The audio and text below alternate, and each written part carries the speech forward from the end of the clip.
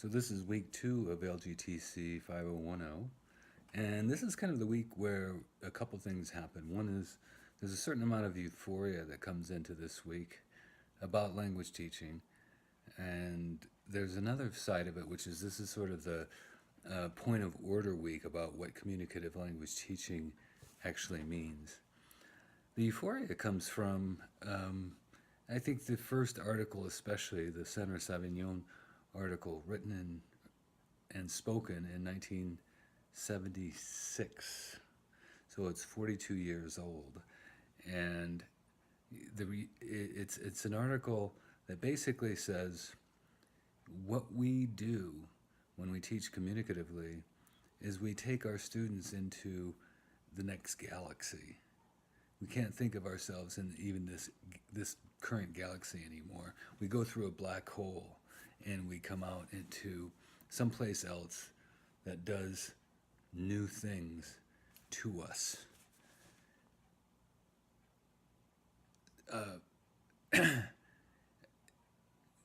So the other side is the whole definition, the redefinition, or the fighting over definition side of what is communicative language teaching.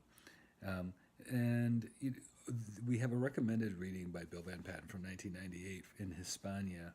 And I would highly recommend that you look at page 930. Now, that sounds like we're 930 pages into this long article. Actually, the article is very short. It's just a journal article. And as you may know, some journals, and most journals, in fact, count the number of pages according to by on an annual basis. So this is the 930th page of that particular year or series. December of 1998 is when that particular article was written, and in it he really underscores and sort of analyzes just how it came to be that second language acquisition researchers, when they say communicative, they mean one thing, and oftentimes teachers and even textbook companies, when they use the word communicative, they mean something completely different. So the page that I'm talking about concerns especially how Paulston, Christina Pratt Paulston, in 1972, I'm sorry, Christina Bratt, B-R-A-T-T, Paulston, published an influential paper where she basically said that she was proposing a theoretical classification of structural pattern drills which attempts to incorporate both the theories of Chomsky and Skinner. And Van Patten said, basically, what were you trying to tell us, Paulston? Those two theories are mutually exclusive. They're totally incompatible with each other. Don't even try to mend and to force those two universes together. He then goes on to describe what types of activities textbooks, for example, will give us. And there are 3 different types. There's the mechanical practice type, the meaningful practice type, and then the communicative practice type. So if you're having some problems with the first chapter in his book on what communication is and how that and how a communicative exercise distinguishes itself from other types of exercises, you get another crack at it if you read page 930.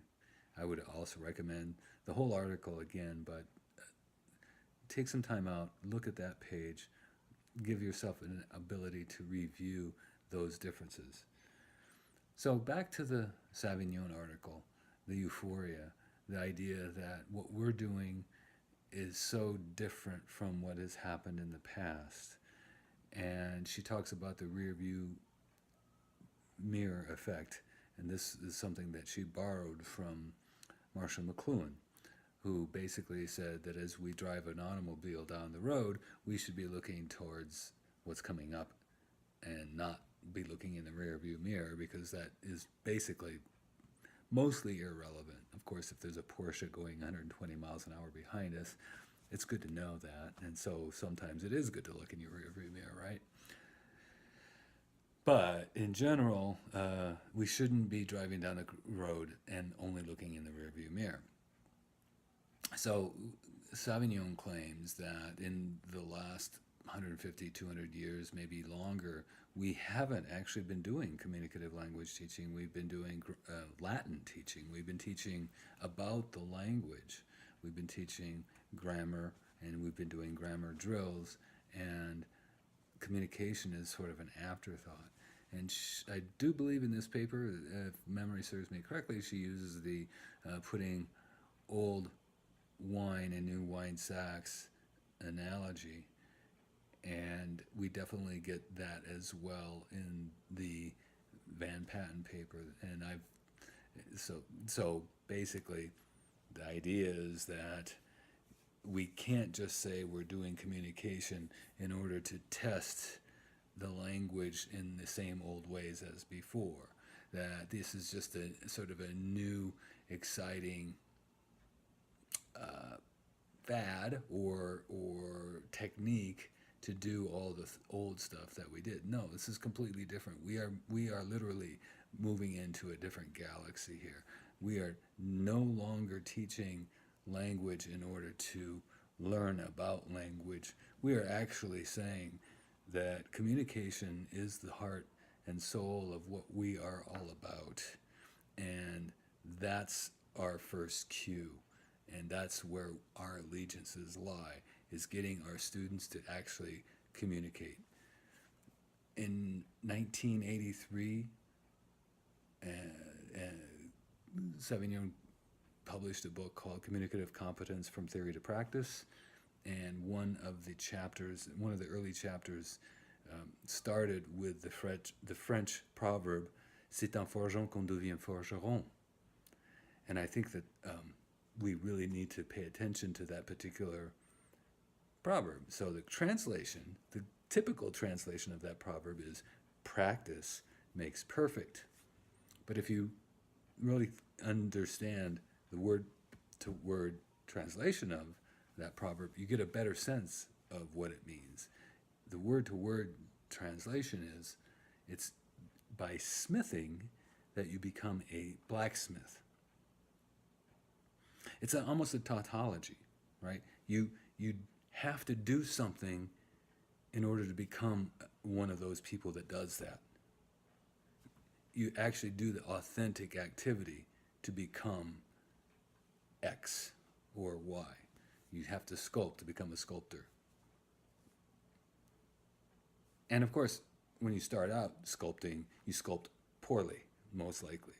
But you don't do it by a paint by the numbers sort of set of directions. You just get in and you get your hands dirty. And that's how you do it. So it's a nuance, but it's a completely different mindset of what language teaching is about. It's simply, we're going to do it. We're going to do this communication, and we're going to do it from day one. It's not a matter of skill getting and then skill using. Well, we're going to get those skills as we do the communication. I hope you have a great time with this. I think it's a lovely week. And yes, it's euphoric, and it's also a little frustrating to know that 42 years after 1976, we're still debating these issues and maybe not even quite understanding the implications.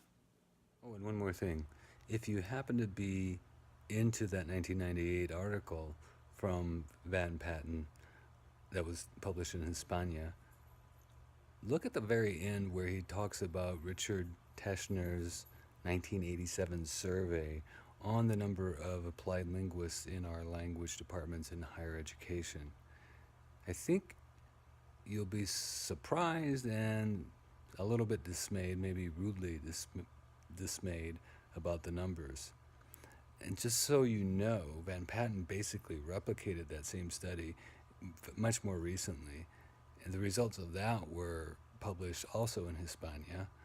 And the numbers are still appallingly low. So it's not unusual that, at least in higher ed, that there's a confusion about the word communicative when the people who are supposed to be in the know are actually few and far between.